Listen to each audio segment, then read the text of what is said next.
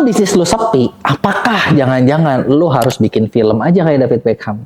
Lagi rame banget dibahas kalau film dokumenternya Beckham. Wah, ini film dokumenter yang jujur abis. Bahkan di film itu juga ya dia ini sih mengkoreksi apa kebohongan yang dilakuin bininya gitu ya. Kita bahas apa aja sih elemen intrik dan manfaatnya dari film satu ini gitu. Yang dibahas dari film ini sebenarnya macam-macam. Itu mulai dari kayak sejarah awalnya Beckham, terus gimana ceritanya dia di lapangan gitu kan, terus karirnya, naiknya, turunnya, jatuhnya dan lain sebagainya itu dibahas super detail.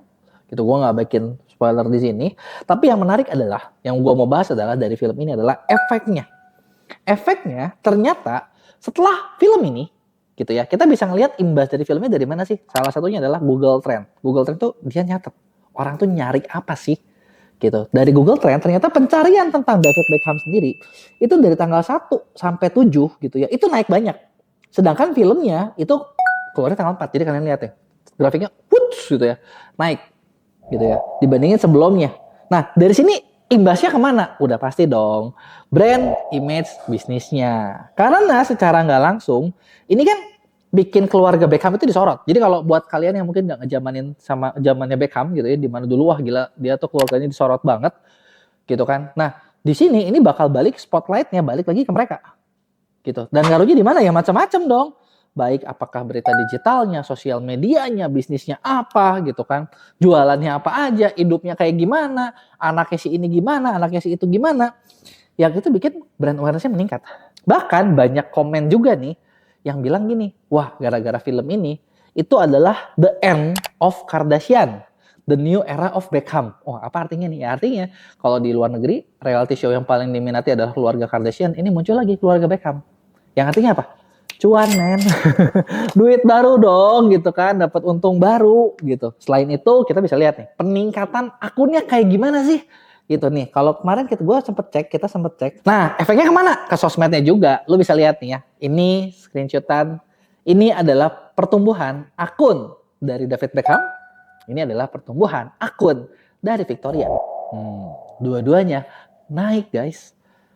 Masalahnya kenapa bukan cuma follower? Kalau di posisi superstar seperti ini naik dikit aja, wah itu bisa jadi harga red cardnya naik, bener gak?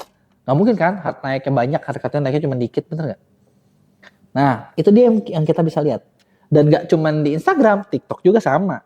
Apa sih inspirasinya dari cerita ini? Sebenarnya kalau yang gue sendiri lihat gitu ya, dari film ini itu kita bisa ngeliat kayak, gila ya hidup artis yang lu lihat superstar itu kayaknya semuanya enak, semuanya tuh mengalir, ternyata nggak segampang itu.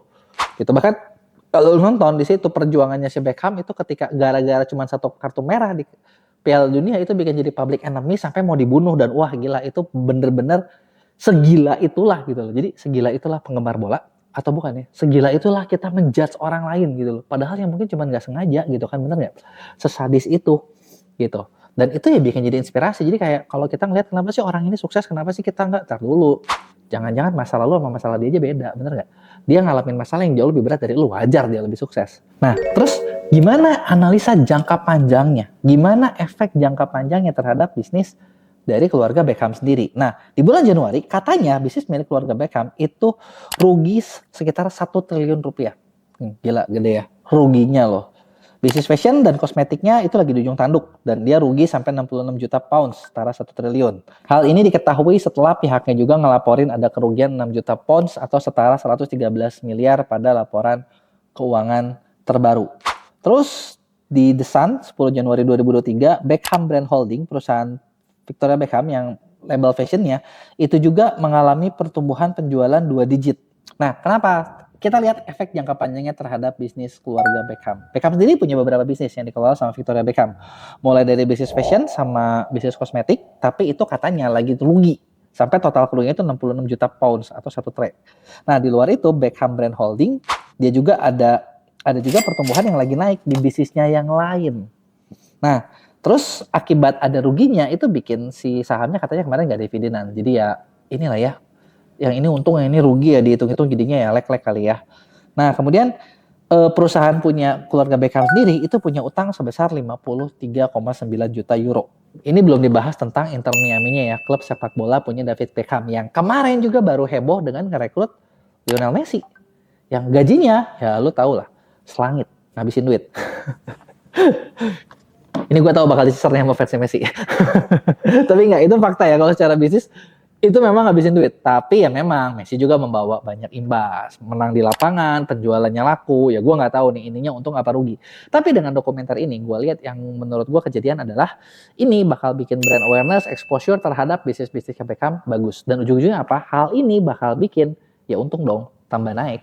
Gitu sama kayak gini. Kalau kalian inget beberapa bulan sebelumnya ada film Barbie yang muncul. Di mana ya film ini kalau buat para cowok tuh kayak ini film apaan sih?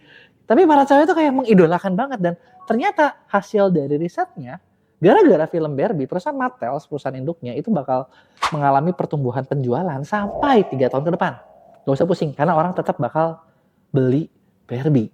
Jadi dari yang tadinya lagi turun penjualannya si Barbie naik lagi cuman gara-gara satu film. Nah, insight-nya apa sih dari kejadian ini? Apakah kalau misalnya bisnis kalian lagi sepi, ya udah daripada pusing bikin film aja gitu.